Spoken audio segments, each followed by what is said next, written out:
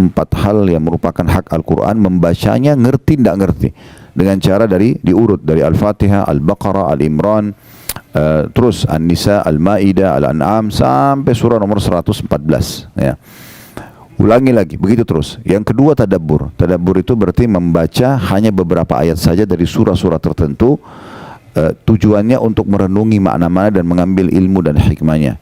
Kita boleh dari surah yang kita menarik bagi kita, misalnya kita ingin tahu kenapa dalam Al-Quran ada nama-nama hewan, ada surah Al-Baqarah sapi betina, ada An-Naml semut, ada An-Nahl lebah, gitu kan.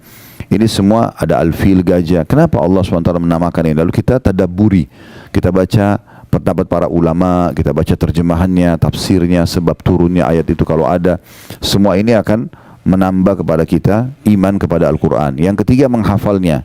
Terus berusaha menambah hafalan demi hafalan, pelan-pelan, dan semoga saja sebelum meninggal Allah SWT bisa sempurnakan dengan lengkap 30 juz. Ya, jangan selalu mengkat diri kita mengatakan, oh saya kayaknya udah nggak mampu, saya sudah berumur, ini terlalu berat 30 juz. Jangan lihat 30 juznya, mulai saja menghafal dan usahakan. Kalau tidak bisa sepekan sekali bertambah hafalannya, atau setiap hari bertambah hafalannya, maka sepekan sekali. Kalau nggak bisa sebulan sekali. Kalau nggak bisa setahun sekali. Bertambah satu surah pendek, beberapa ayat Al-Quran, gitu kan. Yang penting menghafal. Karena derajat di surga nanti itu akan diraih dengan sangat mudah bagi para penghafal Al-Quran. Karena kata Nabi SAW, nanti para penghafal Al-Quran akan dikatakan pada hari kiamat, bacalah sebagaimana kau baca di dunia, sesungguhnya kedudukanmu adalah tempat akhir ayat yang kamu baca. Sebagian ulama mengatakan tangga-tangga surga untuk mencapai derajat tertinggi itu sejumlah ayat-ayat Al-Quran. Sehingga kalau dia baca satu ayat diangkat satu tangga. Begitu terus sampai dia tiba di tempat tertinggi. Yang keempat, yang terakhir, mengamalkan isinya. Assalamualaikum warahmatullahi wabarakatuh. Alhamdulillah, tidak pernah berhenti lisan kita memuji dan memuja Allah Subhanahu wa taala atas segala nikmat yang dilimpahkan kepada kita, terutama nikmat Islam dan iman, yang dengannya kita jadi mengenal siapa pencipta alam semesta ini, termasuk pencipta diri kita sendiri, dan akhirnya kita punya tujuan dan panduan serta tuntunan hidup. Jadi kita jadi tahu mana yang boleh yang kita kerjakan, mana yang tidak boleh, mana yang bisa kita nikmati, mana yang tidak bisa kita nikmati. Maka seorang muslim wajib bersyukur kepada Allah Subhanahu wa taala karena dipandu kepada Islam dan iman ini. Selain daripada itu juga cukup banyak nikmat lain dari makanan, minuman, pakaian, udara, dan segala macam hal yang nikmat Allah tidak terhingga lagi. Semuanya Allah memerintahkan kita untuk menikmati dan bersyukur kepadanya, dan Allah menjadikan kalimat syukur dua susunan kata ini, Alhamdulillah. Maka jadilah sosok muslim yang selalu saja mengucapkan dua susunan kata ini.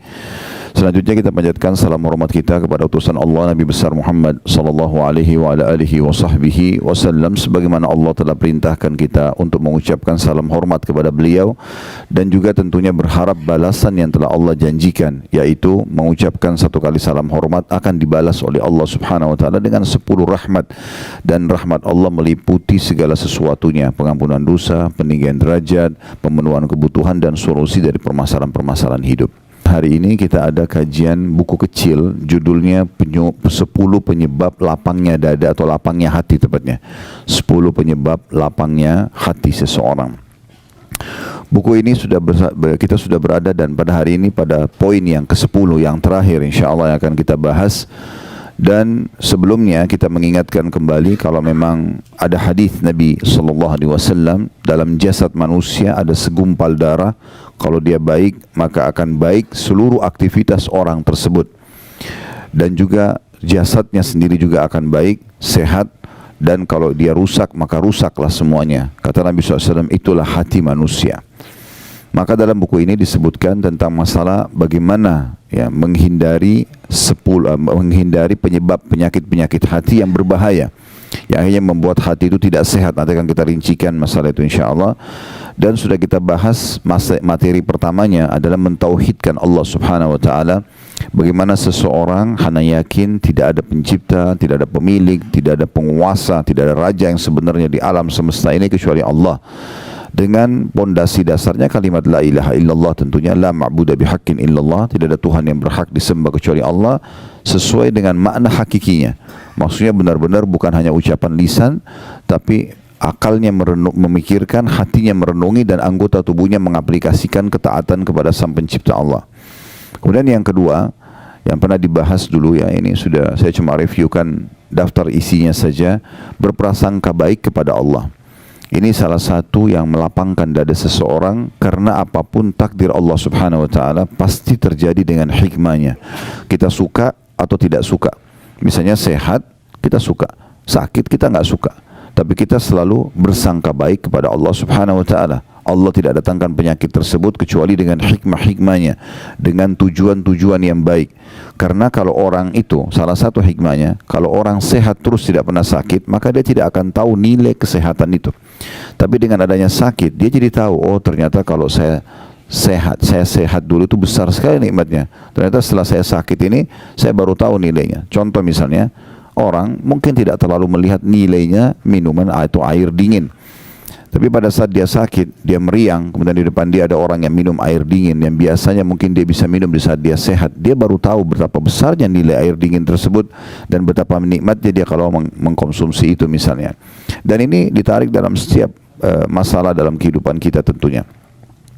Allah Subhanahu wa taala menakdirkan ujian-ujian kayak penyakit, Allah takdirkan gangguan orang, Allah takdirkan adanya peperangan, Allah takdirkan segala macam itu. Tugas seorang muslim kalau ingin hatinya bersih, maka dia bersangka baik. Pasti terjadi dengan hikmah Allah Subhanahu wa taala. Bahkan yang terjadi di Palestina pun sekarang, walaupun hati kita rasanya tersayat-sayat dengan kejadian ini, tapi seorang mukmin yang hatinya dipenuhi dengan ilmu dan iman sangat yakin pasti ada satu rahasia yang Allah inginkan bagi orang-orang itu.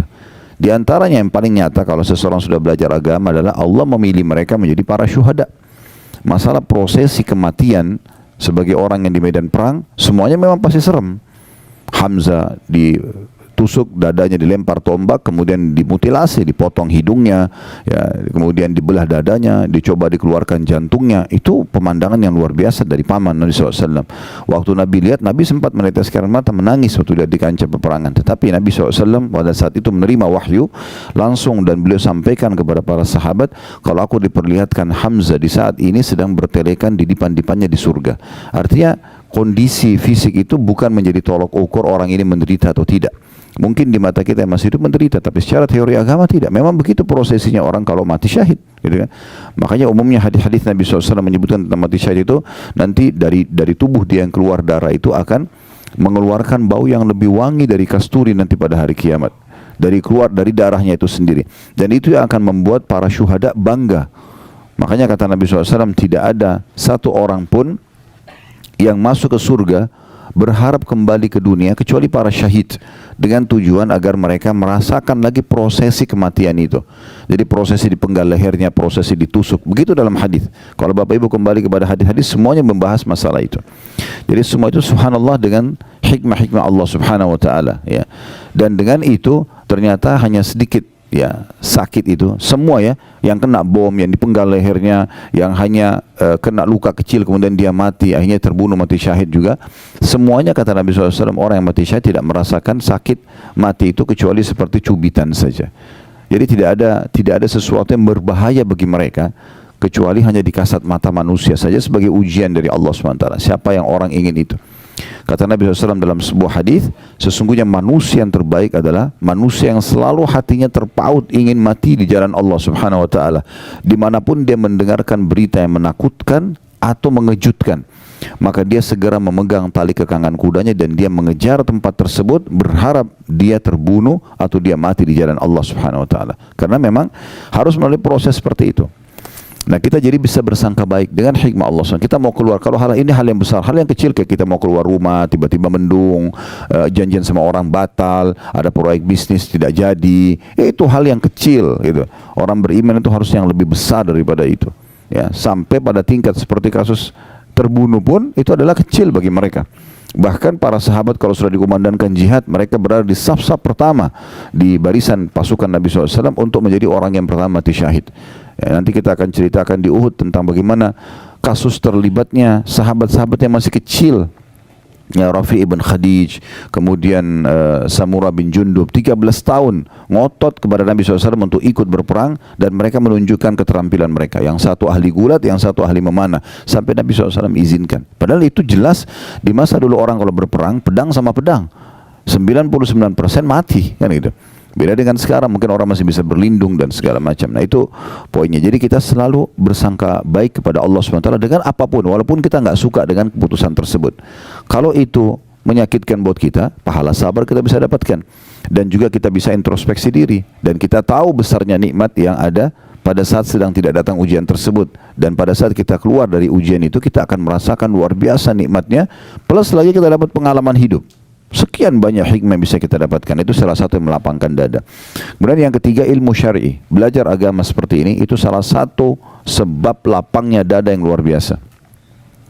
Artinya kalau tidak ada ilmu syar'i, tidak belajar atau mengulang-ulanginya atau memperkaya diri dengan terus mendengarkan, maka berarti dia tidak akan lapang dadanya, ya. Nah, ilmu syar'i itu seperti misalnya ada yang hadir di pengajian begini, contoh, ya. Kemudian dia pernah melakukan perbuatan dosa. Dia tersentuh dengan satu ayat, satu hadis, sebuah kisah, dia meneteskan air mata, saya salah, kembali. Itu manfaatnya luar biasa itu. Mungkin kalau dia tidak hadir ilmu syar'i, dia tidak akan sadari kesalahannya dan akan berbahaya buat dia di kehidupan dunianya karena dia terus bisa mengulangi kesalahan tersebut. Jangan nanti Allah Subhanahu wa taala akan mendatangkan kebencian manusia dari perbuatan itu, kemudian ada siksa kubur, ya, kematian yang buruk, siksa kubur, kemudian juga berat di mahsyar, tambah lagi neraka nanti di akhir. Jadi semua itu dengan hikmah-hikmah Allah Subhanahu wa taala, di antaranya belajar ilmu syar'i ini melapangkan dada. Yang keempat itu sudah disebutkan oleh penulis, masalah berzikir, banyak berdoa kepada Allah Subhanahu wa taala. Ini bukan hanya berzikir, bukan hanya berdoa, tapi banyak berdoa, banyak berzikir. Tidak ada waktu yang kita lewatin, kesempatan kecuali kita berdoa. Apa saja momen yang kita lihat. Contoh kita lihat sebuah nikmat depan mata kita. Kita berdoa agar nikmat itu tidak dihilangkan oleh Allah SWT dan Allah tambahkan serta Allah berkahi. Pasangan hidup, anak-anak, harta melimpah. Jangan berhenti itu berdoa. Doa itu adalah senjata yang paling baik bagi seorang muslim. Begitu juga pada saat kita sedang melihat satu ujian yang ditimpakan pada orang lain, kesempatan emas kita berzikir kepada Allah, berdoa karena kita sedang tidak diujikan. Dan juga kita berharap Allah SWT tidak timpakan kepada kita. Dan sekian banyak bahasan sudah disinggung pada saat itu. Nanti Bapak Ibu jemaah haji terus secara khusus yang belum mengikutinya bisa melihat di playlist YouTube insyaAllah, ya.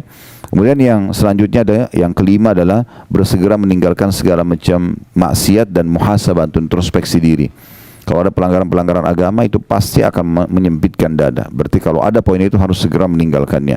Dan setiap maksiat sekecil apapun sampai sebesar apapun sangat, ya, relevan atau sangat dekat sekali dengan hukuman dari Allah Subhanahu wa taala.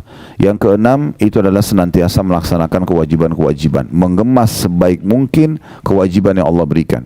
Jadi jangan sampai kita sholat malam yang kalau kita ibaratkan supaya mudah difahami, dia ikan teri, ya, membuat ikan paus sholat subuhnya lewat, ya. Sementara yang ini yang wajib, harusnya dia lebih khusyuk, dia lebih tepat waktu, dia lebih perhatian dengan yang wajib-wajibnya. Begitu juga dengan puasa Ramadannya, begitu juga dengan zakatnya dibandingkan sedekahnya, hajinya dibandingkan umrohnya. Semua ini adalah hal yang harus dia fokus dan itu sudah juga panjang lebar dijelaskan. Yang ketujuh, bergaul dengan orang-orang saleh. Ini juga sudah dijelaskan, nanti akan kita singgung lagi karena di poin ke-10 nanti ada singgungan masalah ini. Yang ke-8, membaca Al-Quran dan rutin membacanya sehingga menjadi sahabatnya atau memang bacaan rutinnya, ya. Ngerti tidak ngerti. Dan di saat itu kami sudah jelaskan tentang 4 hal. Kemudian yang ke-9, berbuat baik kepada sesama. Jadi bagaimana kita membantu orang lain, memuliakan orang lain dan segala macam hal. Ini kemarin di pelajaran Riyadhus Shalihin sudah kita singgung sebenarnya, ya. Ini juga sudah kami bahas pada pekan lalu sebenarnya di bahasan buku ini. Tidak diulangi lagi karena kita akan masuk ke materi ke-10. Untuk melapangkan dada, yaitu membuang kedengkian hati dan berkeinginan keras untuk membersihkannya. Nah, kita akan bicara di poin ke-10 ini penyakit-penyakit hati, ya. Jadi hati itu punya penyakit-penyakit. Ulama membagi hati Bapak Ibu sekalian menjadi 3 bagian. Ada hati yang paling sehat, ya. Kemudian ada hati yang sakit dan ada hati yang mati. 3 hati ini memang dirincikan oleh para ulama, ya. Kalau hati yang sehat ini hati yang diisi semuanya dengan keimanan, ilmu agama dan ketakwaan kepada Allah Subhanahu wa taala. Caranya harus banyak belajar, ya. Dengan banyak belajar maka akhirnya hati kita itu selalu menjadi lunak, tunduk kepada Allah Subhanahu wa taala, bisa menerima takdir Allah, bisa memahami tentang fenomena kehidupan ini. Maka itu yang Allah sebutkan dalam Al-Quran, ya, yauma la yanfa'u malun wala banun illa man atallaha biqalbin salim, ya. Pada hari kiamat nanti harta dan anak-anak itu tidak akan pernah berguna lagi, bisa menolong kita, ya, kecuali dia selamatkan dirinya dulu. Kalau lebih amalnya baru bisa membantu. Kecuali kata Allah SWT, orang yang menghadap kepada Allah dengan hati yang bersih. Nah, hati yang bersih ini ulama menjelaskan tentang masalah hati yang bersih itu. Hati yang berisikan dengan tauhid kepada Allah SWT itu nomor satu dulu. Selalu saja dalam hatinya cuma ada satu Tuhan. Dia yakin kalau dia sedang sehat, sedang ada nikmat, yang ciptakan dia Allah, yang ciptakan nikmat itu Allah, yang bisa pertahankan hanya Allah. Kalau sedang ada ujian, dia sakit misalnya, atau ada gangguan, dia yakin yang ciptakan dia Allah, yang ciptakan masalah itu Allah, yang bisa memberikan solusi hanya Allah, sehingga hatinya penuh dengan ketakwaan kepada Allah Subhanahu wa taala, dan dia tauhidkan hatinya, ya. Ya, kayak ini butuh banyak sekali belajar agama dan berharap agar Allah Subhanahu wa taala menambahkan keimanan dalam hatinya. Saya pernah jelaskan dan saya ingatkan kembali, ilmu syar'i yang Bapak Ibu belajar ini seperti duduk seperti sini 1 jam, 2 jam dengarin, atau dengarin online kalau kita sekarang, itu pondasi keimanan. Tidak bisa iman kita itu ada dalam hati yang membuat kita bisa menerima takdir Allah, kita bisa bersabar kalau ada ujian, kita bisa bersyukur kalau ada nikmat, kecuali dia harus ada imannya. Nah, iman ini pondasinya yang bisa mendatangkan dia hanya ilmu agama, nggak ada yang lain. Duduk majelis ilmu begini nanti akan datang keimanan. Iman itu kalau sudah ada di atasnya ilmu syar'i, karena pondasinya kuat dari ilmu syar'i, maka dia akan bisa mengubah apa saja. Orang buruk menjadi baik, orang bodoh menjadi pintar, orang penakut jadi pemberani, orang pelit jadi dermawan, semua bisa berubah. Maka ini dimaksud dengan hati yang baik, ya, hati yang suci, hati yang bersih. Ya, dan kata ulama dianjurkan agar setiap orang kalau hatinya sudah ada dalam keadaan ini, dia tidak boleh membiarkannya rusak. Rusaknya dengan penyakit-penyakit hati. Contoh iri dan dengki, hasad, ini yang jadi poin bahasan nanti insya Allah. Kemudian ria, ya, penyakit-penyakit hati yang lain itu cukup banyak, ya. Di antaranya itu orang yang suka menanamkan rasa dendam dalam hati, sehingga memicu setiap kali, ya, ada masalah sekecil apapun, maka yang akan dilampiaskan adalah emosional, bukan yang didahulukan memaafkan misalnya. Sementara hati yang luluh itu, hati yang baik adalah hati selain mentauhidkan Allah, bertakwa kepada Allah SWT, hati yang penuh dengan amalan-amalan baik dalam hati. Amalan hati itu ikhlas, takwa kepada Allah, kemudian memaafkan orang lain, ridho dengan takdir Allah. Itu yang harus didahulukan. Jadi kalau orang isi hatinya dengan hal-hal yang baik, maka hatinya akan menjadi hati yang sehat sebagaimana Allah SWT sebutkan tadi. Kemudian ada hati yang sebaliknya, hati yang mati. Hati yang mati ini, teman-teman sekalian, jauh sekali dari Allah SWT. Tidak pernah ada zikrullah di situ, tidak pernah ada mentauhidkan Allah, tidak ada amalan-amalan hati, ikhlas, takwa kepada Allah, gitu kan. Tidak ada sama sekali. Hati yang seperti ini, kata ulama, gampang sekali. Antara Ibnu Qayyim rahimahullah mengatakan, gampang sekali jauh dari agama, gampang sekali putus asa. Kita mungkin lihat, ya, berapa orang atau banyak contoh-contoh orang yang tidak ada, hatinya mati, tidak ada keimanan dalam hatinya, walaupun jasadnya sempurna, orangnya tampan, cantik, kaya, ujungnya bunuh diri misalnya, ya. Ujungnya itu malah berbuat hal-hal yang tidak baik dalam kehidupan dia. Dan gampang sekali, sedikit ujian datang dia tidak bisa melewati ujian tersebut. Ini hatinya mati. Kenapa teman-teman kita di Palestina masih bisa melalui kehidupan padahal sudah seperti ini? Itu karena hatinya hidup mereka. Jawaban-jawaban mereka yang tersebar di medsos itu luar biasa itu.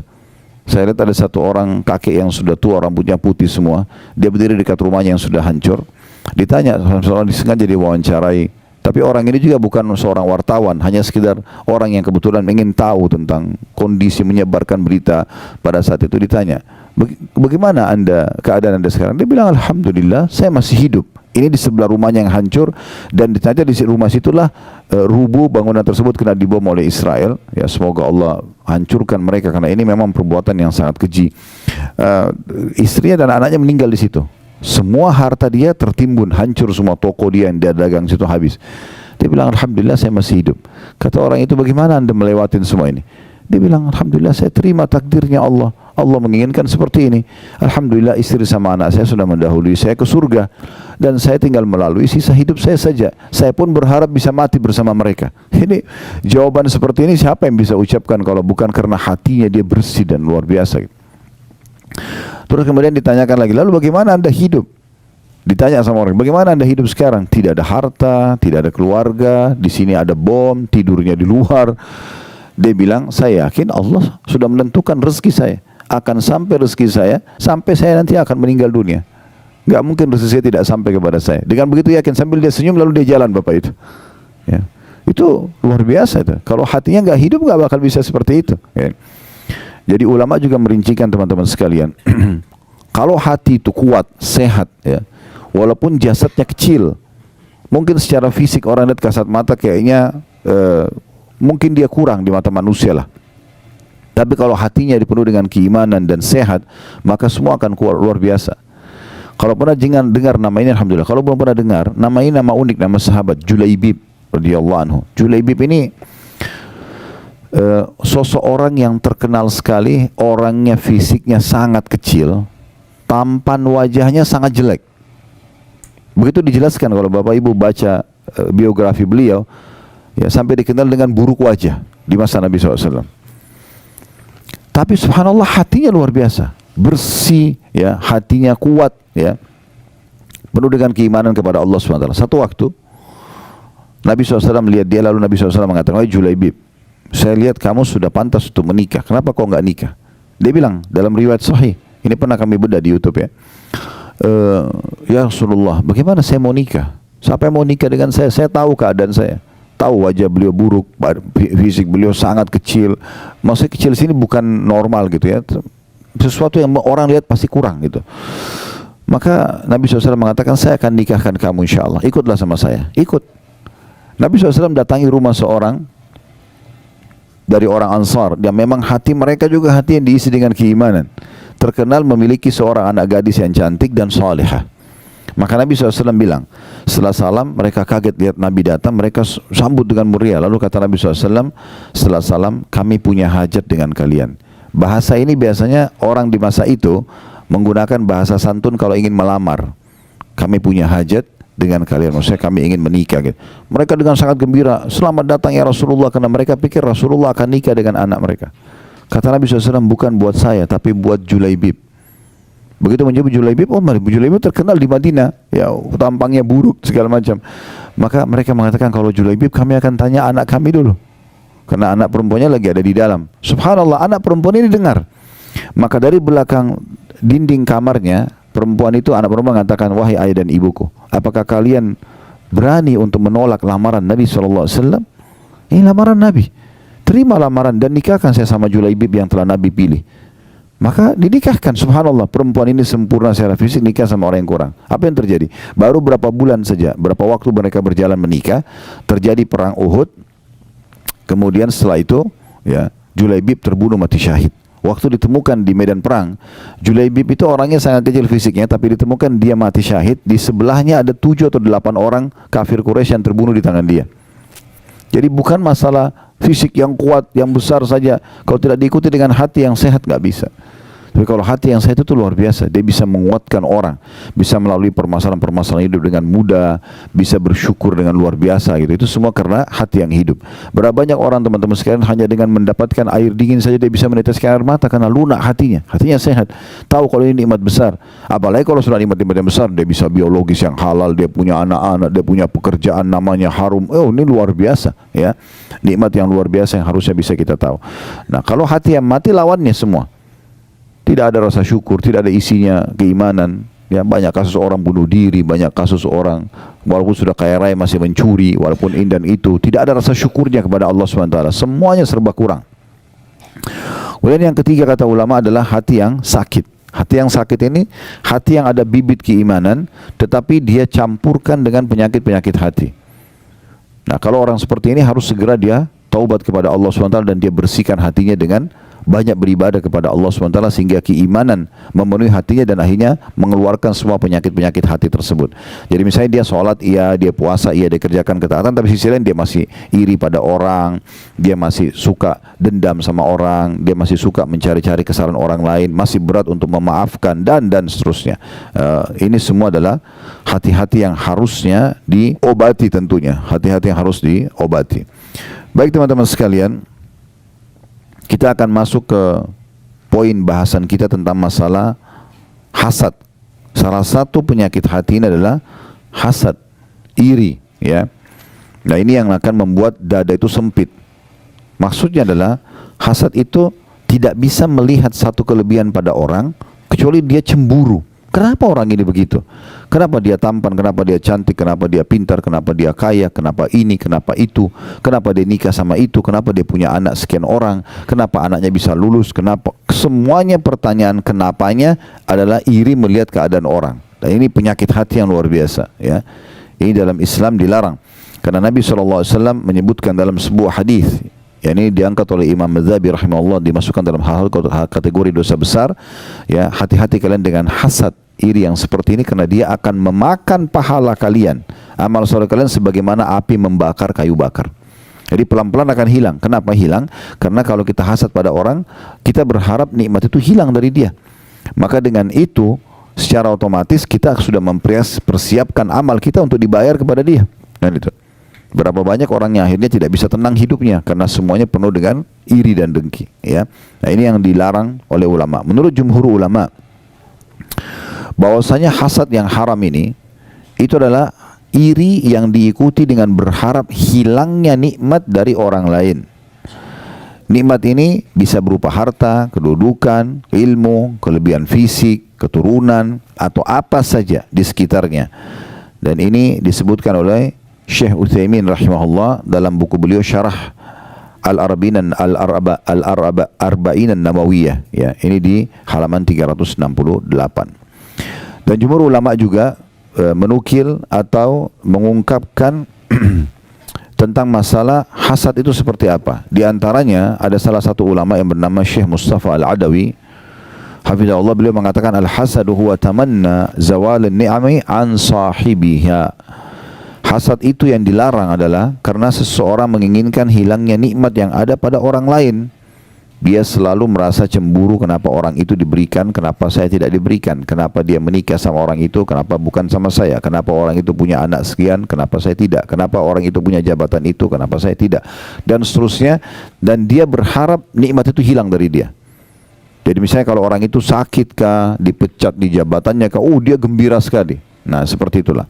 Nah, ini yang dimaksudkan dengan penyakit hati yang berbahaya sekali, karena pasti dia akan menyempitkan dada di saat orang itu tidak hilang nikmat darinya. Misalnya orang itu tetap malah ketampanannya, kecantikannya tetap terjaga, hartanya tetap terjaga, jabatannya tidak, maka dia akan terus dongkol, ya, hatinya, karena memang tidak bisa menerima kejadian tersebut. Kemudian Ibnu Taimiyah juga mengatakan al-hasadu huwal bughdu wal qarahatu lima yarahu min husni halil mahsud. Hasad adalah membenci dan tidak suka terhadap keadaan baik yang ada pada orang yang dihasati, ya. Itu kurang lebih gambaran ulama tentang definisi hasad itu sendiri. Dan larangan hasad cukup banyak, dari dalilnya berhubungan dengan masalah ini tidak dibolehkan. Di antaranya hadis, ya, yang sahih diriwayatkan oleh Imam Muslim nomor 2564 dari hadis Abu Hurairah radhiyallahu anhu bahwasanya Nabi SAW bersabda, la tahasadu. Larangan pertama, jangan saling hasad atau iri dan dengki. Wala tanajashu, dan jangan saling menyakiti dalam transaksi jual beli. Cocok beli, nggak cocok ya sudah, nggak usah dijatuhkan atau jelek-jelekan. Wala tabaghadu, dan jangan juga kalian saling benci. Wala tadabaru, jangan kalian saling mendiamkan atau memusuhi, musuh-musuhan, ya. Ya, tidak saling ngobrol, tidak saling tegur-teguran. Wala yabi' ba'dukum ala bai'i ba'd, dan jangan juga seseorang dari kalian bertransaksi atau jual beli di atas transaksi saudaranya. Wa kunu ibadallahi ikhwana, jadilah semua hamba-hamba Allah bersaudara. Al-muslimu akhul muslim, seorang muslim adalah saudaranya muslim yang lain. La yadhlimuhu, tidak boleh dia mendaliminya. Wa la yakhdhuluhu, dan tidak boleh dia menelantarkannya, membiarkannya dalam kondisi ya tidak dipenuhi kebutuhan padahal kita mampu ya. Wala yakdzibuhu, dia tidak boleh berdusta atau membohonginya. Wala yahkiruhu, tidak boleh dia menghinanya. At-taqwa hahuna wa yushiru ila sadrihi sallallahu alaihi wasallam thalatha marrat. Lalu beliau mengatakan ketakwaan itu ada di sini. Untuk menerima perintah yang saya sampaikan ini, pesan yang saya sampaikan ini dari Allah, kata Nabi SAW, ada harus diikuti dengan ketakwaan, dan itu ada di sini. Beliau berikan isyarat di hatinya atau di jantungnya. Bihasbi imri'in minasyarr an yahkira akhahu muslim. Sungguh, kata Nabi SAW, cukuplah satu dosa yang sangat berbahaya bagi seseorang kalau dia menghinakan dan menjatuhkan saudaranya muslim. Kullu muslimin ala muslimin haram. Semua muslim terhadap muslim yang lainnya hukumnya haram. Damuhu, darahnya enggak boleh ditumpahkan. Wa maluhu, dan hartanya. Wa irduhu, dan juga kehormatannya. Hadis yang mulia ini teman-teman sekalian, itu luar biasa. Bagaimana banyak sekali pelajaran bisa kita ambil. Tapi yang uniknya, Nabi SAW memulai dengan kata-kata la tahasadu. Jangan kalian saling iri satu sama yang lain. Ya. Bahkan dalam Al-Quran, dalam surah An-Nisa, Allah Subhanahu wa ta'ala menitik beratkan tidak boleh laki-laki sama perempuan saling iri. Ya. Karena memang masing-masing sudah Allah berikan tugas dan memang ciptaan fisik yang berbeda. Gitu. Sudah masing-masing jalankan tugas dengan baik. Gak boleh laki-laki iri, kenapa perempuan bisa hamil, saya gak bisa. Kenapa dia bisa melahirkan, gak bisa. Akhirnya kan dia operasi kelamin lah segala macam. Ya. Karena dia tidak bisa menerima itu. Atau laki-laki yang maka jadi seperti perempuan.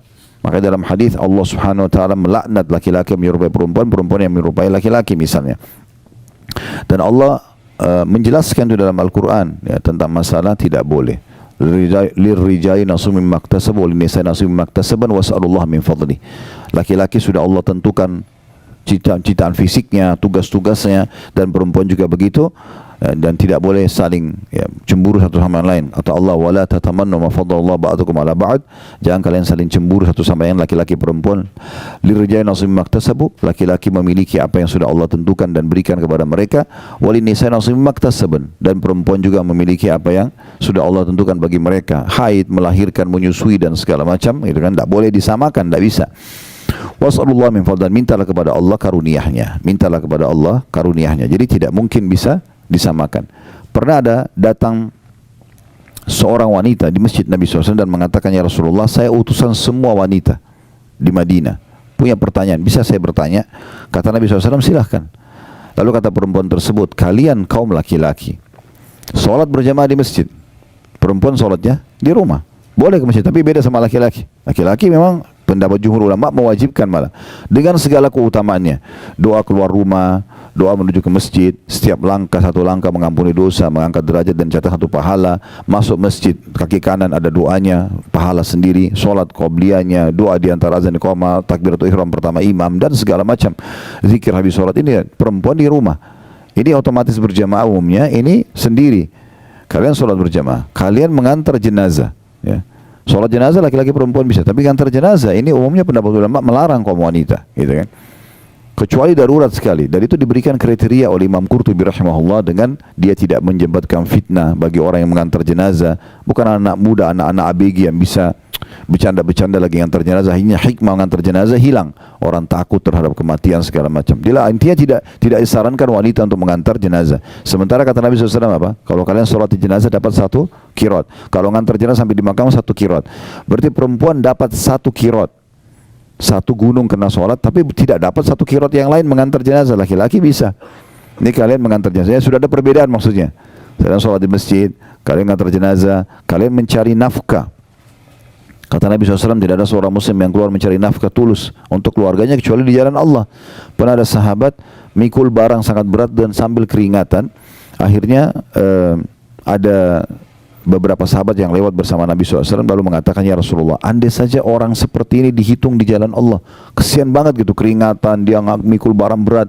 Kata Nabi SAW, siapa yang keluar mencari nafkah buat kedua orang tuanya, maka dia di jalan Allah. Siapa yang keluar untuk membiayai keluarganya, istri dan anaknya, di jalan Allah. Siapa yang keluar untuk membiayai dirinya sendiri, dia juga di jalan Allah. Dan siapa yang keluar justru untuk ria, untuk berbangga-bangga, malah dipakai pendapatannya untuk maksiat, itu adalah di jalan syaitan. Jadi memang ini jalan Allah SWT. Perempuan tidak punya kewajiban cari nafkah. Boleh bekerja, boleh, selama tidak haram. Tapi bukan tugas dia. Suami yang wajib memberikan nafkah. Kemudian kalian juga berjihad. Perempuan tidak ada kewajiban jihad. Dari semua peperangan Nabi SAW, kalaupun ada perempuan ikut, maksimal 20 orang setiap kali perjalanan Nabi SAW. Hanya untuk membantu mungkin masak, ngobatin orang luka, tapi tidak ada kewajiban perangnya. Laki-laki perang. Ini jihad pahalanya luar biasa. Gitu kan. Maka yang terjadi adalah perempuan ini mengatakan, pertanyaan saya Rasulullah, sementara kami perempuan mengurus rumah kalian, mengurus anak-anak kalian, mengurus rumah kalian, dan menjadi tempat syahwat kalian. Ini perempuan bilang begitu, tempat pelampiasan biologis. Apakah pahala kami dengan kalian sama? Itu pertanyaannya. Jadi sudah beda semua profesi ini, lalu apa pahala kami sama kalian sama? Kata Nabi SAW, para sahabat, kalian dengar pertanyaan wanita ini? Mereka mengatakan iya. Kata Nabi SAW kepada wanita, pulanglah, sampaikan kepada semua wanita yang kau temui kalau pahala kalian sama. Jadi mengurus rumah, mengurus anak itu bukan main-main. Sama dengan pahala laki-laki di luar rumah. Ya, Allah SWT berikan. Jadi tidak perlu ada hasad, karena semua sama aja. Tinggal tergantung kewajibannya, gitu. Tergantung dia jalankan yang diperintahkan oleh Allah SWT. Nah, itu orang tetangga bantal kita tidak boleh saling hasad. Bagaimana dengan orang yang di luar daripada itu? Orang terdekat aja nggak boleh, ya. Termasuk kepada saudara-saudara sendiri. Bagaimana Allah SWT gambarkan dalam surah Yusuf tentang cemburunya saudara Yusuf kepada Nabi Yusuf alaihissalam, karena mereka cemburunya luar biasa, ya, iri, sampai akhirnya yang mereka lakukan apa? Mereka membuang Nabi Yusuf ke dalam sebuah sumur, dalam kisah masyhur, gitu kan? Dan akhirnya membuat, ya, Nabi Yusuf alaihissalam sampai dipungut oleh satu kafilah safar, ya, yang kafilah dagang sedang lewat, kemudian dibawalah ke Mesir. Intinya Allah muliakan memang, tetapi dijauhkan dari ayahnya, sampai ayahnya Nabi Yakub buta matanya karena sedihnya selalu menangis mengingat Nabi Yusuf alaihissalam. Nanti ujungnya juga Allah pertemukan tentunya. Tetapi di sini kita lihat bagaimana saudara sama saudara, dan Allah salahkan perbuatan saudara-saudaranya Nabi Yusuf, ya. Walaupun terakhir di akhir surahnya bagaimana mereka bertaubat kepada Allah Subhanahu wa taala, gitu kan. Tetapi itu terjadi dan itu dilarang, tidak dibolehkan. Begitu juga dengan siapa saja, umumnya kaum muslimin di luar sana tidak boleh kita merasa iri. Lalu apa yang saya lakukan, Ustaz? Kalau seandainya ada sesuatu yang ada pada orang, tapi saya berharap juga saya punya. Itu kan sangat sensitif masalah hasadnya di situ, ya. Maka ulama mengatakan ada namanya ghibthah. Ghibthah itu sama kita melihat satu kelebihan pada orang dan kita berharap Allah berikan kepada kita, tapi syaratnya tidak berharap hilang dari orang itu. Misal contoh, dan ini tidak bentrok dengan sunnatullah. Sunnatullah itu apa? Misalnya Prof Huda Masya Allah tampan, saya berharap ya Allah minta wajah seperti beliau, kan? Tidak mungkin, sunnatullah, nggak bisa kan gitu. Tetapi yang bisa adalah yang tidak bentrok dengan sunnatullah, seperti harta, ya, kepintaran, gitu kan. Begitu keturunan yang mungkin lebih, ya, dan itu yang kira-kira tidak bentrok dengan sunnah, yang bisa kita dapatkan. Nah, itu bisa ghibthah namanya. Ghibthah itu kita berharap agar diberikan juga kepada kita seperti orang itu, tapi ingat syaratnya tidak berharap hilang dari orang itu. Itu ghibthah. Itu yang sesuai dengan hadis Nabi SAW, la hasada illa fitnatain. Tidak ada hasad kecuali pada dua orang. Rajulun ata'allahu Qur'ana fa yatlu ana al-lail wa ala an-nahar. Seseorang yang Allah berikan Al-Qur'an lalu dia sibuk membaca di siang dan malam hari. Ya, wa rajulun ata'allahu malan fa huwa yunfiqu. Ya, dan orang yang diberikan ana al-lail wa ana an-nahar, dia diberikan harta kemudian dia sibuk sedekahkan di siang dan di malam hari. Nah, ini dua orang, atau kama qala Nabi SAW, dua orang ini yang boleh kita merasa iri. Oh, ternyata orang ini kaya raya tapi sibuk infak. Mungkin kita kaya tapi enggak berinfak, gitu kan? Atau kita belum punya harta tapi kita ingin seperti dia. Atau ada orang pintar sekali, dia mengajar sana sini, banyak prestasinya, buku-buku dia bestseller, apalah segala macam. Kita berharap bisa seperti dia. Maka itu semua tidak bentrok dengan sunnatullah dan tidak berharap hilang dari orang tersebut. Nah, orang hasad itu beda. Kalau tetangganya beli AC, dia yang kedinginan, kan itu. Nah, itu hasad. Tetangganya beli mobil, dia dongkol, kenapa beli mobil baru? Begitu tetangganya mundur tabrak pagar, syukurin tuh. Nah, karena memang dia tidak suka itu kan. Tapi kalau orang yang ghibthah beda.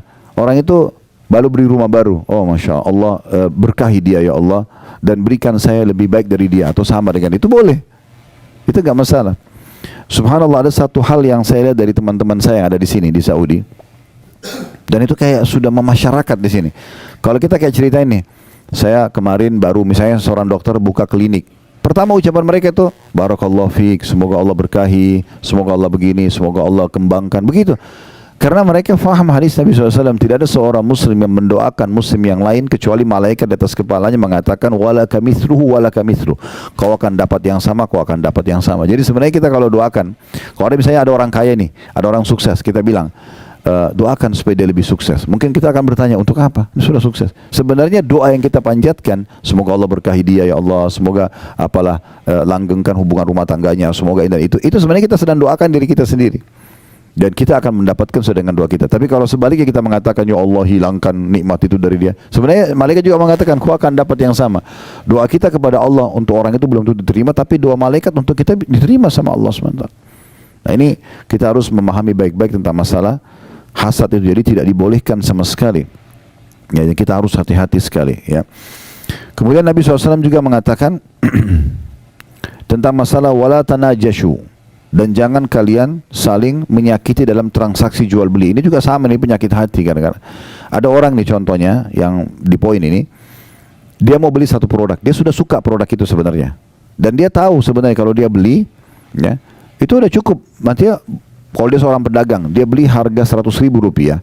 Dia udah tahu sebenarnya, orang ini pun mungkin sudah ada keuntungan, tapi dia tahu dia bisa jual 200.000, dia bisa jual 500.000. Tapi karena hatinya nggak bersih, dia berharap memeras orang itu sampai pokoknya maksimal. Kalau perlu untungnya sekecil mungkin, dan dia akan ambil keuntungan sebesar mungkin. Ini tidak ada dalam orang yang hatinya bersih gitu.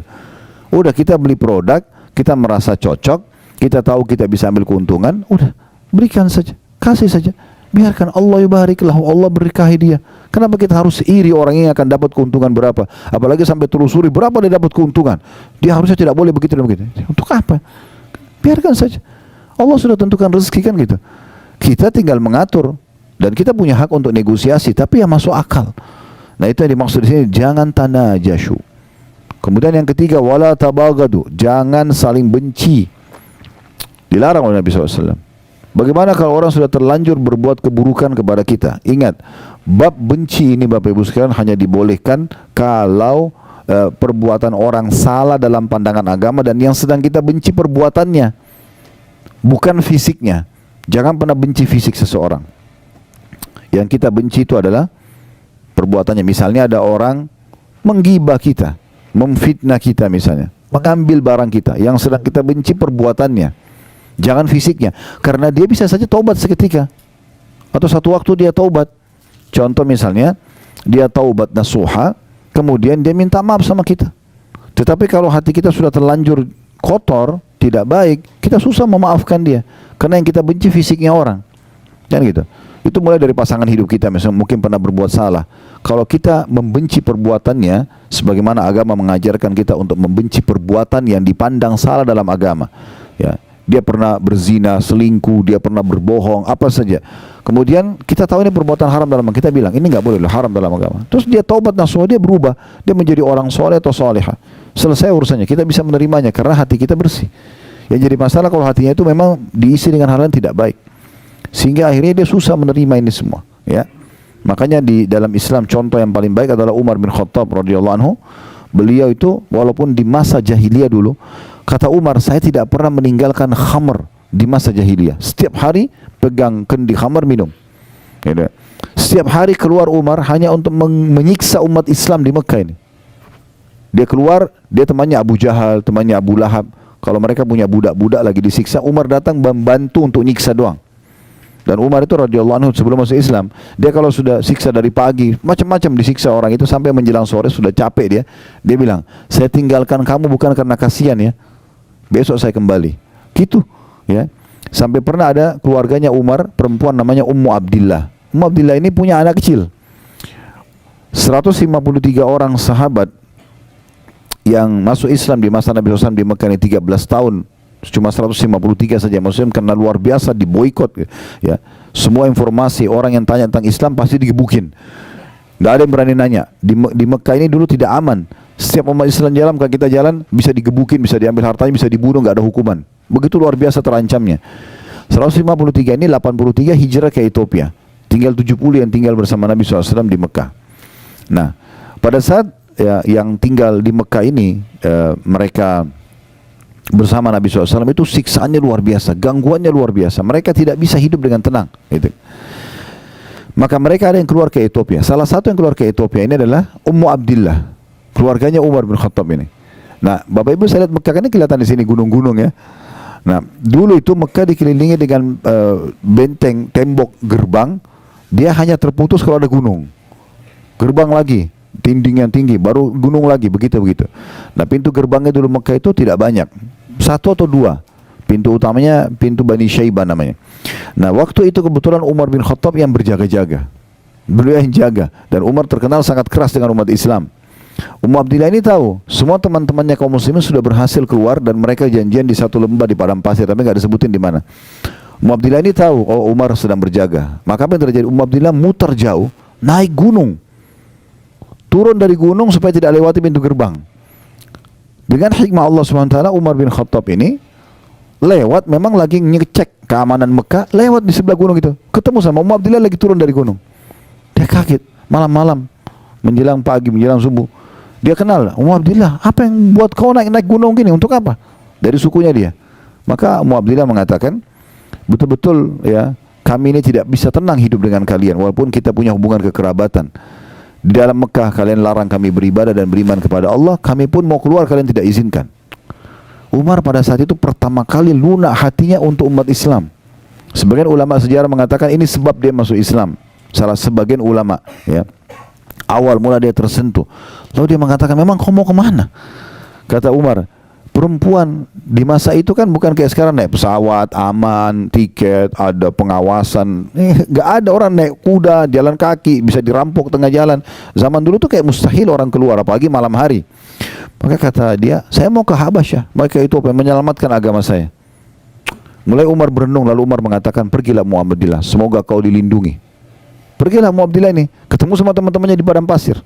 Lalu mereka tanya semua, kenapa kau terlambat Muhammadillah? Dia cerita, yang jaga pintu gerbang Umar. Saya naik gunung, jadi saya selamatkan diri. Tapi dengan hikmah Allah saya turun ketemu Umar. Oh, mereka semua penasaran, tahu Umar ini luar biasa gitu benci dengan Islam. Maka kata mereka, lalu apa yang terjadi? Umar mengatakan kepada saya, kau mau kemana? Saya ceritakan semua. Setelah saya ceritakan semua, dan Umar mengizinkan saya pergi. Bahkan Umar mengatakan, semoga kau dilindungi. Lalu kata salah satu orang yang hadir di situ dari sahabat-sahabat Nabi mengatakan, mudah-mudahan jadi sebab masuk Islamnya Umar. Apa kata mayoritas sahabat? Kalau Umar tidak mungkin masuk Islam sampai unta masuk ke lubang jarum. Karena kayak nggak mungkin masuk Islam itu. Kayak nggak masuk akal mereka bisa masuk Islam.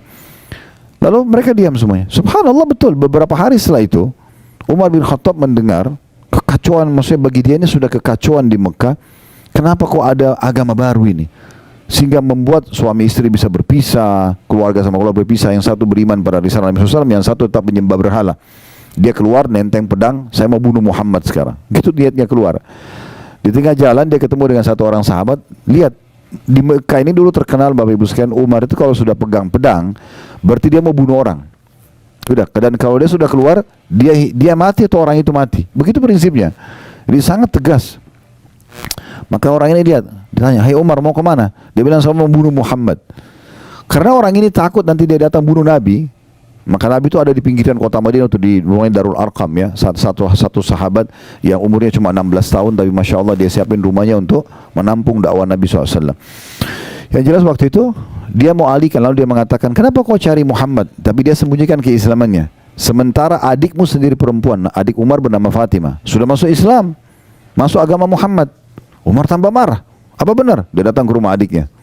Rupanya adiknya lagi belajar Al-Quran sama suaminya dan terdengar suara.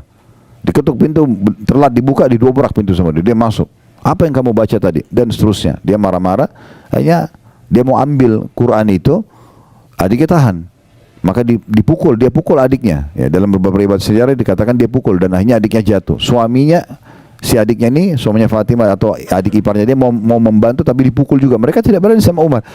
Melihat kejadian tersebut, Umar tersentuh.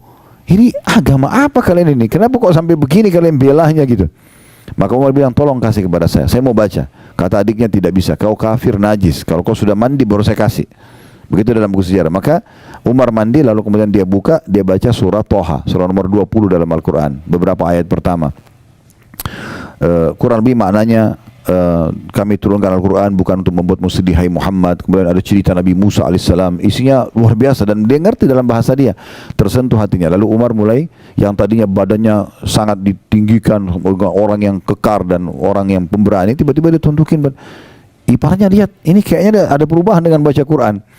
Maka tiba-tiba dia mengatakan, tolong tunjukkan di mana Muhammad. Lalu dipandulah sampai ketemu dengan Nabi SAW. Waktu dari jauh dia datang, dia masih pakai baju perangnya, dia masih pegang pedangnya. Maka sahabat yang lihat dari lantai 2-nya rumahnya Arqam ini, ya, melihat Umar datang. Semua sahabat ketakutan. Maka kata Hamzah itu, ya Rasulullah, saya yang hadapi dia. Ya, ada apa-apa? Mereka tidak tahu kalau mau masuk Islam. Ya, kata Nabi SAW tidak. Hamzah masuklah ke dalam kamar, nanti saya yang hadapi. Begitu dibuka pintu, Umar tundukin kepala yang lihat Nabi SAW, lalu kemudian dipanggil oleh Nabi, lalu Nabi pegang pundaknya dan digoyang dengan keras sambil mengatakan, hai Umar, belum tibakah saatnya kau tunduk dengan agama Allah? Maka Umar tundukin kepala 2-3 kali sampai akhirnya beliau masuk Islam. Tapi yang jadi saksi bahasan kita teman-teman, Umar bin Khattab kalau kita mau benci fisiknya, ya, itu sudah tidak ada orang yang suka sama dia. Semua hal yang dilakukan keburukan pada masa itu, ya, apalagi untuk umat Islam. Tapi subhanallah, apa kata para sahabat? Kami merasa termuliakan setelah masuk Islamnya Umar. Ya, dan Nabi SAW berdoa, ya Allah muliakanlah Islam dengan salah satu dari 2 Umar, Umar bin Khattab dan Amr bin Hisham. Ini Abu Jahal. Abu Jahal ini julukannya namanya dia Amr bin Hisham, karena 2 orang ini pemimpin Mekah dan kalau ambil satu keputusan dia nggak mau mundur. Pokoknya dia jalan aja, punya prinsip, nah gitu. Tapi luar biasa, bagaimana kita ambil pelajaran teman-teman, kita tidak melihat fisik orang, tapi kita sedang melihat perbuatan salahnya. Kalau ini kita lakukan, hati kita bisa bersih. Ya. Tapi kapan kita benci fisiknya, ini menjadi masalah. Ya.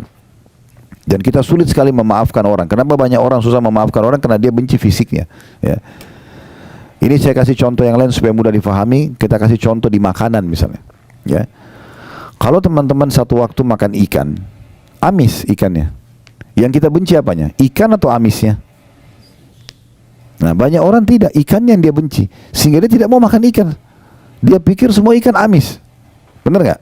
Sekarang antum makan jeruk, jeruknya asam. Yang kita tidak suka apanya?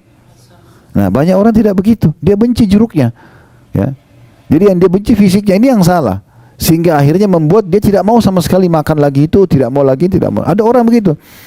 Pernikahan, rusak pernikahannya. Yang dia benci, ya, pernikahannya keliru. Masalah kan ada permasalahan dengan sifatnya pasangan dia. Belum tentu semua orang sama. Saya berapa kali nasihatin orang begitu, dia berumah sudah janda atau duda, datang konsultasi dengan keluarga mereka, kemudian minta saran, ini soalnya tidak mau menikah lagi. Ada yang sampai 10 tahun, ada yang sampai sekian lama.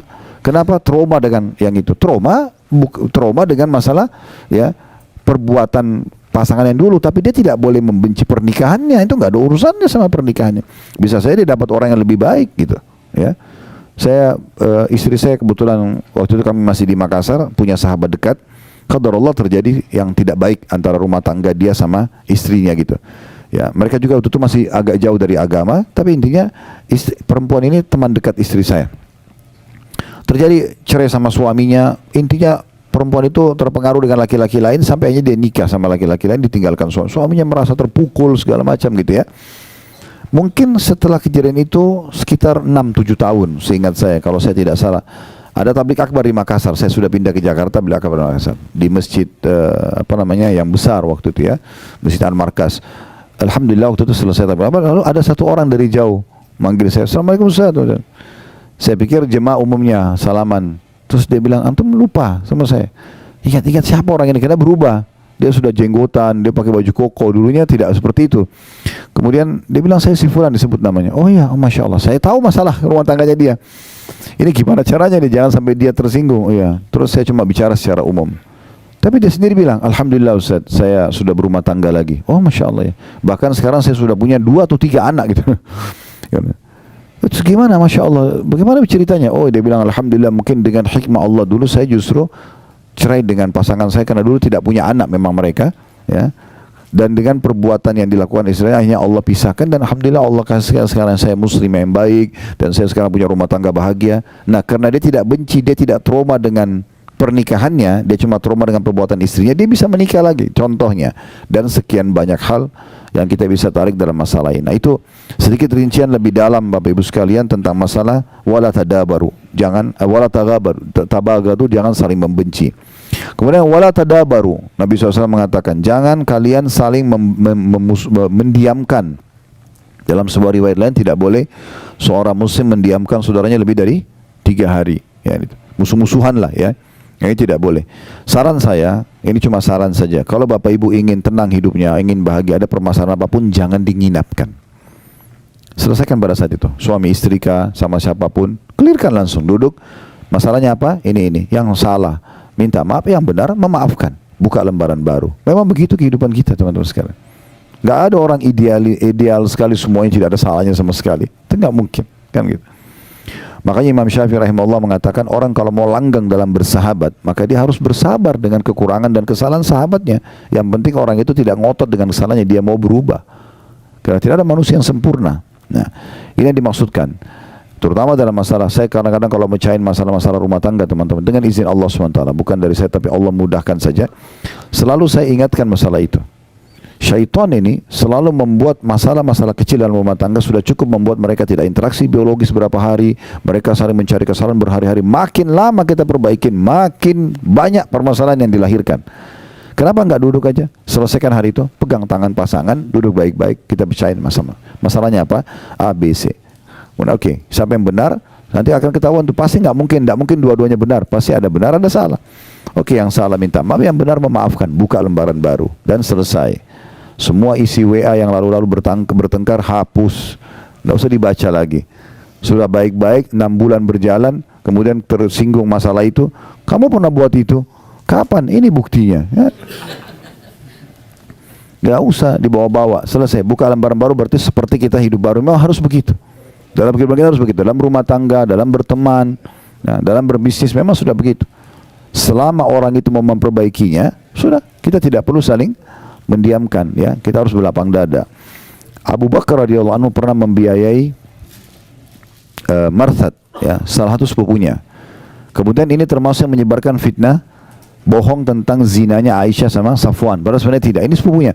Abu Bakar membiayai hidupnya orang ini. Lalu kemudian dia gosipin berita itu, termasuk dia dicambuk 80 dera di masa Nabi SAW. Ya, ada 3 orang yang didera pada saat itu, Hasan bin Thabit, kemudian Marthad bin Marthad ini, atau ada nama lainnya, ya, julukan atau nama lainnya, ada nama-nama lain yang disebutkan oleh ulama. Kemudian ada satu lagi, Hamna binti Jahash, ini ipar Nabi SAW sendiri, saudaranya Zainab binti Jahash. Itu akhirnya dicambuk, ya, si sepupu Abu Bakar ini. Abu Bakar bersumpah sama Allah, kamu yang selama ini saya bantu, kok masa buat begini gitu? Demi Allah saya tidak akan bantu kamu lagi. Itu normal manusiawi kan, kita bantu tapi dia malah yang menyebarkan gosip yang tidak benar tentang anak kita itu. Tapi Allah SWT turunkan dalam surah An-Nur, ya, janganlah orang yang telah diberikan kelebihan harta, kedudukan, Abu Bakar maksudnya, turun kepada Abu Bakar, dia tidak mau membantu para kerabatnya, orang-orang yang berperang di jalan Allah dan seterusnya gitu kan. Maka Allah menutup ayat sambil mengatakan, ala tuhibbuna an yaghfirallahu lakum, apakah kalian tidak ingin dengan memaafkan dan membuka peluang lagi, kesempatan bagi orang lain untuk memperbaiki kesalahannya, Allah memaafkan dosa kalian? Itu dalam surah An-Nur Allah sebutkan. Maka Abu Bakar langsung mengatakan dalam riwayat-riwayat yang sahih, ya Tuhanku, aku ingin engkau memaafkanku. Lalu dia bayar kafarah sumpahnya, lalu dia kembali membiayai hidupnya sepupunya tadi, ya. Tapi di sini tentu sepupunya dalam kondisi bertobat, mengakui kesalahannya, ya. Maka di sini yang berarti yang dia benci bukan fisik, tapi dia benci perbuatan yang dilakukan tadi. Selama orang tinggalkan, selesai. Kemudian wala yabi' ba'dukum ala bai'i ba'd, dan janganlah kalian transaksi di atas transaksi, ya, saudaranya. Jadi termasuk kalau sudah mulai negosiasi. Contoh kita masuk ke, ada si A masuk ke satu toko baju, diambil baju itu dari hanger, dia lagi mau lihat. Nggak boleh teman-teman datang, oh ini bagus, ini buat saya aja. Selama dia masih pegang nggak boleh. Walaupun belum terjadi jual beli. Kalau dia sudah batalin, ya, dia batalin, dia taruh, memang dia sudah tidak ingin, kita tahu orang ini mungkin masih ragu, dia masih mau pilih yang lain, baru kita bilang, ya ini sudah selesai, ya baru kita ambil, gitu, ya. Itu begitu saya tidak boleh. Apalagi kalau orang sudah bayar DP, orang sudah transaksi, baru kita batalin dengan cara kita memberikan harga yang lebih mahal. Ini semua hukumnya haram. Transaksi sudah jadi hilang keberkahannya. Kemudian kata Nabi SAW, wa kunu ibadallah ikhwana. Jadilah hamba-hamba Allah yang semuanya bersaudara. Ya, kalau bersaudara berarti saling mendahulukan satu sama yang lain. Ingat kemarin kita singgung hadis Nabi SAW ya, dari Abu Sa'id Al-Khudri, di mana Nabi SAW mengatakan waktu lihat orang balik kiri kanan seperti orang butuh, kemudian Nabi bilang, siapa yang punya kelebihan tunggangan bagi pada yang tidak punya, siapa yang punya kelebihan bekal berikan kepada yang tidak punya. Sampai kata Abu Sa'id, Nabi SAW sebutkan berbagai macam jenis harta sampai kami mengira tidak ada lagi kelebihan muslim terhadap muslim lain dari harta saudaranya. Seperti satu mobil itu punya kita semua sama-sama, rumah punya kita sama-sama, seperti gitu. Karena Nabi SAW suruh berbagi. Dan Abu Sa'id mengatakan menurut hadis kemarin kita singgung gitu ya, saya memiliki 1 ekor unta saja dan saya coba menampung 2-3 orang, dan akhirnya saya membagi rata waktu penggunaan unta tersebut antara saya dengan saudara-saudara saya tersebut. Jadi memang luar biasa bagaimana Islam datang membangun ukhuwah ini ya. Kisah yang masyhur yang kita tidak asing lagi tentang Abdurrahman bin Auf dengan Sa'ad bin Ubadah radhiyallahu anhu. Sa'ad bin Ubadah memiliki setengah harta kebun kurma di Madinah, dia punya 2 orang istri. Ini bayangkan teman-teman, saya kadang-kadang kalau mau menyampaikan berulang-ulang kisah ini, saya bayangkan kalau saya di posisinya Sa'ad, begitu luar biasa susahnya ini. Sampai dia mengatakan, hai Abdurrahman, sebagai bentuk cinta saya kepadamu karena Allah, saya akan memperlihatkan, saya memiliki setengah kebun kurma di Madinah, ini punya saya akan bagi. Ya, anggap kalau kita di Jakarta punya perusahaan-perusahaan, semua ada ribuan perusahaan, setengahnya 500, misalnya 1000 perusahaan, 500 punya kita, bagi 250 perusahaan punya kamu langsung. Ini orang baru ketemu hari itu, baru disaudarakan dalam Islam, langsung dia mau berbagi. Tidak cukup sampai di situ. Saya punya 2 orang istri, lihat salah satunya, yang mana kau cocok, bukan yang tua, yang mana kamu cocok, saya lihat bilang, saya ceraikan, habis iddah kau bisa nikahi. Itu pembangunan ukhuwahnya itu bagaimana itu? Tetangga bantalnya pun dia mau serahkan untuk saudaranya, tapi dengan cara yang syariah yang benar. Dia minta keridhaannya, dia ceraikan, kalau cocok nanti dinikahi oleh saudaranya muslim. Tapi hati yang bersih dibalas dengan hati yang bersih. Abdurrahman bin Auf mengatakan, saya tidak perlu, semoga Allah berkahi hartamu, udah biarin aja, itu hartamu punya kamu, saya tidak akan minta 1% pun. Istrimu juga, semoga Allah berkahi keluargamu, jangan diceraikan. Lalu Abdurrahman minta ditunjukin pasar, dia bekerja dengan melihat di pasar itu mana toko yang paling besar dan apa yang paling biasa mereka jual. Karena mayoritasnya dulu mereka kerja kebun kurma, maka dia cari peralatan perkebunan yang paling besar. Lalu dia bilang, saya mau haji dari Mekah, bisa nggak saya beli jatuh tempo, saya beli sekarang, besok saya bayar. Maka karena dia setuju, maka Abdurrahman pun jual di pasar itu dengan bawa tanpa modal kecuali barang orang yang dititipkan atau dia beli jatuh tempo, laku besok terus begitu sampai dia jadi kaya. Sekitar beberapa waktu setelah itu dia datang ke masjid Nabi SAW pakai baju baru dan kelihatan seperti pengantin. Orang pengantin itu berubah penampilannya segala macam. Kata Nabi SAW sambil senyum, ada apa wahai Abdurrahman? Sepertinya ada perubahan.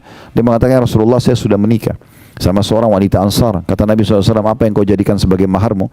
Dia bilang, emas seperti biji kurma. Ya. Maka Nabi SAW mengatakan, kalau gitu iklankan walaupun dengan seekor domba saja. Tapi di sini kita bisa lihat bagaimana jenis-jenis hati yang luar biasa dan persaudaraan yang dijalin dalam Islam. Kemudian kata Nabi SAW, al-muslim akhul muslim, muslim adalah saudara muslim yang lain, la yadhlimuhu, tidak boleh dia menzaliminya. Zalim ini berarti tidak memberikan hak atau mengambil yang bukan hak kita. Tidak boleh sama sekali. Kemudian wala yakhzuluhu, tidak boleh dia menelantarkannya, membiarkan dia dalam kondisi dia sakit, dia butuh. Sudahlah itu urusan dia. Enggak bisa begitu. Walaupun kita tidak kenal. Ya, makanya sebagian orientalis, orang-orang non-muslim yang belajar Islam, pusatnya di Kanada, mereka punya kampus sendiri dan itu banyak melahirkan di tengah-tengah umat Islam orang-orang liberal, ya, yang memang pemahamannya kita sudah tahu di negeri kita pun ada. Semoga Allah kasih hidayah semuanya, ya, boleh semuanya, toleransi semuanya segala macam, tidak ada batasan mana yang boleh mana yang tidak boleh dalam agama Islam. Nah, mereka itu ada di antara tokoh-tokohnya yang mengatakan yang sangat luar biasa dari Islam setelah mereka pelajari, ya, itu adalah mereka akan langsung saling mengakui bersaudara walaupun baru ketemu, hanya mengatakan nama anda siapa, agamanya apa, begitu dia bilang Muslim, selesai. Seperti sudah terangkat semua batas di antara mereka, langsung ngobrol masalah Al-Quran, masalah hadis, masalah halal haram, bisa saling bersedekah, saling bantu. Itu tidak terjadi pada komunitas lain. Dia memang sudah seperti itu orang muslim, dia tidak akan telantarkan saudaranya. Wala yakdzibuhu, tidak boleh dia mendustakannya. Ya, apa yang disampaikan kita iakan kecuali betul dia terbukti dusta. Ya. Kemudian juga wala yahkiruhu, tidak boleh dia menghinanya. Ya. Sama dengan cara apapun, misalnya menghina secara fisik, mencibirnya, ya, mempraktek baik dengan lisan ataupun dengan praktek tubuh ya. Kalau teman-teman pernah, tentu saya yakin kita hafal semua surah Al-Humazah ya. Allah SWT berfirman di ayat pertamanya, wailun likulli humazatin lumazah. Kecelakaan, kebinasaan, kehancuran, siksa di lembah neraka, itu namanya wail. Kalau Bapak Ibu baca wail seperti wailun lil mutaffifin, ya, wailun likulli humazatin lumazah, ini wail dalam bahasa Arab bisa berarti kecelakaan, kehinaan, siksaan di lembah di api neraka gitu kan. Ini semua maknanya sama. Untuk semua lumazah dan humazah. Dua kelompok, siapa mereka? Lumazah itu yang menyebutkan aib orang lain dengan lisannya, itu lumazah. Yang humazah bedanya cuma pertama lam, yang kedua ha, ya. Lumazah sama humazah ya. Wailun likulli humazatin lumazah. Humazah yang pertama yang menceritakan aib orang lain dengan lisannya, dan lumazah pakai lam itu yang mencontohkan aib orang lain dengan fisiknya. Jadi temannya cadel dicontohin, temannya pincang dicontohin. Nah itu semua tidak boleh sama sekali. Itu namanya ihtikar, merendahkan, tidak boleh. Nah Nabi SAW mengatakan, kalau seseorang antara kalian melihat apa yang tidak ada pada dirinya, ada pada diri orang lain, misalnya orang lain pincang, orang lain tuli, orang lain cadel, apalah kekurangan fisik yang tidak ada pada kita, kata Nabi SAW, siapa yang lihat sesuatu kurang dari seseorang dan tidak ada padanya, dia membaca Alhamdulillahilladzi afani mimma btala bihi. Segala puji dan puja kehadiran Allah yang telah menyelamatkan aku dari apa yang diujikan pada orang ini, wa faddalani ala katsirin mimma khalaqa tafdila, dan mendahulukan aku dengan kelebihan yang banyak, kelebihan yang banyak. Maka dengan doa ini kata Nabi SAW, maka pastikan Allah tidak akan menimpakan dia apa yang diujikan pada orang tersebut. Jadi kita begitu, bukan malah kita menghina-hinanya gitu. Kemudian kata Nabi SAW, at-taqwa hahuna, ketakwaan. Untuk menerima semua ini butuh ketakwaan. Patuhan pada Allah ada di sini. Lalu beliau menunjuk dadanya 3 kali. Lalu beliau mengatakan, bihasbi imri'in min syarr an yahkira akhahu muslim. Sungguh dosa yang sangat berat seseorang itu menghina saudaranya muslim. Kullu muslim ala muslimin haram. Ketahuilah dan jadikan sebagai prinsip hidup kalian, semua muslim dan muslimah hukumnya haram, darahnya enggak boleh ditumpahkan, hartanya enggak boleh diambil, dan juga kehormatannya enggak boleh dicoreng. Kehormatannya enggak boleh dicoreng. Baik, ini gambaran tentang masalah hasad itu sendiri. Saya akan coba bacakan sebagai penutup apa yang ditulis oleh penulis di poin ke-10, dan dengan ini tentunya buku ini alhamdulillah sudah selesai kita bedah, dan buku ini buku kecil, buku saku sebenarnya. Saya biasa kadang-kadang juga membedah buku-buku begini supaya tema tertentu habis, kemudian kita lanjut lagi ke tema yang lain gitu ya. Nah, kata penulis di sini tentunya dalam buku ini, dan buku ini ditulis oleh Darul Wahyin ya. Beliau mengatakan hati yang bersih adalah sebab penting agar sebab penting yang menyebabkan kelapangan hati seseorang, dan itu otomatis akan mendatangkan kegembiraan dan kebahagiaan untuknya. Saya ulangi lagi, hati yang bersih, bersih dari kesyirikan, dari maksiat, dari segala macam hal yang tadi sudah kita berikan rinciannya, dan sudah kita rincikan lebih dalam lagi penyakit-penyakit hati yang dalam hadis baru saja kita jelaskan. Hati yang bersih adalah sebab terpenting yang menyebabkan kelapangan hati, yang akan mendatangkan kegembiraan dan kebahagiaan untuknya. Sementara dendam dan dengki adalah penyakit hati yang paling berbahaya dan pasti akan menyempitkan dada seseorang. Lalu kata beliau, Ibnu Qayyim rahimahullah mengatakan, di antaranya ya, ini perkataan Ibnu Qayyim nanti kita jelaskan lebih jauh. Bahkan ya, yang terbesar ialah membuang kedengkian dalam hati. Maksudnya kalau mau lapang dada, kata Ibnu Qayyim, di antara cara yang paling baik yaitu seseorang kalau mau mengeluarkan dan membuang kedengkian hati ialah, di antaranya yang untuk melapang dada, bahkan yang terbesar adalah mengeluarkan dan membuang kedengkian hati. Jadi bagaimana kita keluarkan dari hati kita? Ini adalah di antara sifat-sifat tercela yang menyebabkan hati sempit dan tersiksa, serta menghalanginya dari mendapatkan kebersihan hati. Sebab ketika manusia melakukan sebab-sebab yang bisa melapangkan dadanya, sedangkan ia tidak membuang sifat-sifat tercela tersebut dari hatinya, maka itu tidak berguna untuk melapangkan dadanya ya, atau tidak ada gunanya kalau dia lapangkan dada sementara masih ada penyakit-penyakit hati dalam hatinya. Maksimal kata beliau, ia memiliki dua unsur yang masuk pada hatinya dan hati tersebut akan dikuasai oleh unsur yang lebih dominan dari keduanya. Dia baik, bersih atau dia jahat gitu. Ya. Maka kita harus pilih salah satunya. Karena itu hendaklah anda, semoga Allah subhanahu wa ta'ala, ini kata Ibnu Qayyim ya, semoga Allah subhanahu wa ta'ala memelihara anda, berkeinginan keras untuk membersihkan hati anda dan menjauhkan dari segala yang dapat menyempitkannya. Tinggalkanlah permusuhan, kebencian dan kedengkian kepada orang lain. Cintailah orang lain sebagaimana anda mencintai diri anda sendiri. Jadi kalau kita tidak ingin dihasati, tidak ingin diganggu, jangan juga lakukan pada orang lain. Sebagaimana kita suka dimuamalai, muamalailah orang lain dengan sama. Ini sejalan dengan firman Allah SWT dalam surah Ar-Rahman, hal jazaul ihsani illa al-ihsan. Semua kebaikan akan dibalas dengan kebaikan. Jadi secara rasional juga kita kalau tutur kata yang lembut, orang akan balas lembut. Ya, kita tatapan matanya syahdu, tangan kita dermawan, kita suka membantu, maka akan sama responnya dari orang lain gitu ya. Cintailah orang lain sebagaimana anda mencintai diri anda sendiri. Niscaya anda menjadi orang yang paling bahagia di dunia dan juga di akhirat. Lalu kemudian beliau mengatakan, semoga Allah Azza wa Jalla memberikan taufik kepada kita semua dan memberikan kebaikan dan kebahagiaan dunia dan akhirat. Lalu dengan itu penulis menutup bukunya dengan kalimat yang terakhir tadi. Intinya teman-teman sekalian dari bahasan kita, bagaimana seseorang membersihkan hatinya dari segala macam jenis hasad itu sendiri, dan sudah kita jelaskan bagaimana dia membersihkan hatinya, dan juga sudah kita jelaskan mana yang dibolehkan dalam Islam. Ya, yaitu ghibthah tadi. Kita berharap nikmat yang ada pada diri orang selama tidak bentur dengan sunnatullah bisa kita dapatkan, tapi dengan tidak hilang dari orang tersebut. Allahu a'lam.